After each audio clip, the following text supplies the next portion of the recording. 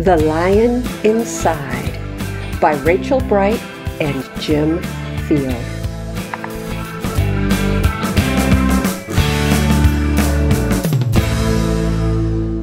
In a dry, dusty place where the sand sparkled gold stood a mighty flat rock, all craggy and old. And under that rock, in a tiny full house, lived the littlest, quietest, meekest brown mouse.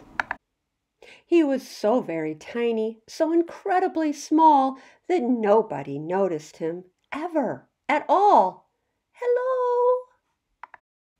Ow! He got stepped on and sat on. He missed out on stuff, ignored and forgotten. Ouch! His mouse life was tough. Meanwhile, far above, on top of the rock, times were quite different. It was lion o'clock.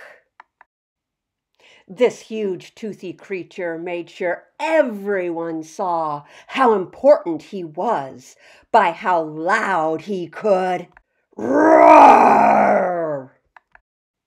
He was head of the pack. He was shouty and proud. He loved flexing his biceps and wowing the crowd. Yes, all were impressed by this mighty king cat. If only, thought Mouse, I could be more like that. Then, late one dark night, in his tiny mouse bed, the cleverest thought popped into his head. He leaped up in the darkness and he held up a paw. "I've got it," he said. "What I need is a roar. Roar!"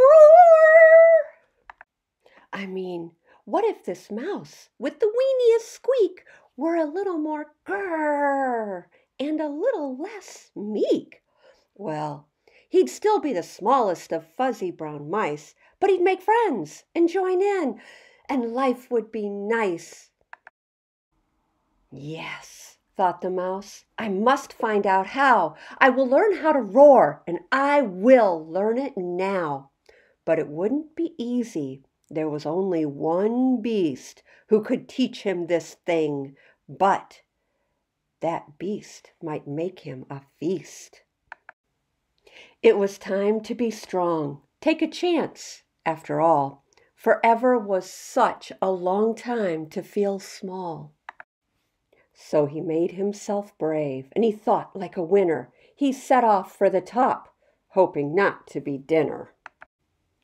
It felt like the scariest thing he could do. But if you want things to change, you first have to change you. The farther he climbed, the closer he got to the slumbering lion reclining on top. Then, at last, as he stood on his tippity toes, he found himself suddenly nose to nose. Pardon me, wake up, Mr. Lion, you've got company. Squeak, Mr. Lion, what I've come to you for is, squeak, do you think you could teach me your roar?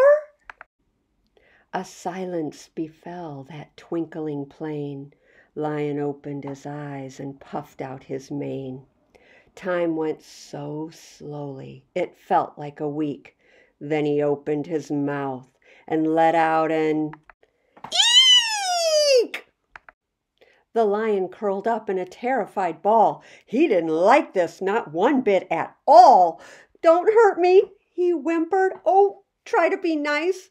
Well, this mighty great lion was frightened of mice? "Don't worry," Mouse peeped. "I'm here as a friend. Let's hang out together, be pals to the end." That was a magical moment for sure, when the mouse didn't feel at all small anymore. He had found his true voice and learned to speak out, and for that, you don't need to roar or to shout. And from that day and always the two were a pair. They both liked that rock better, now that rock was to share. The mouse, while still little, felt big in his head, and Lion, he still roared, but now with laughter instead. Ha ha ha ha! Yes, that day they both learned that, no matter your size, we all have a mouse and a lion inside.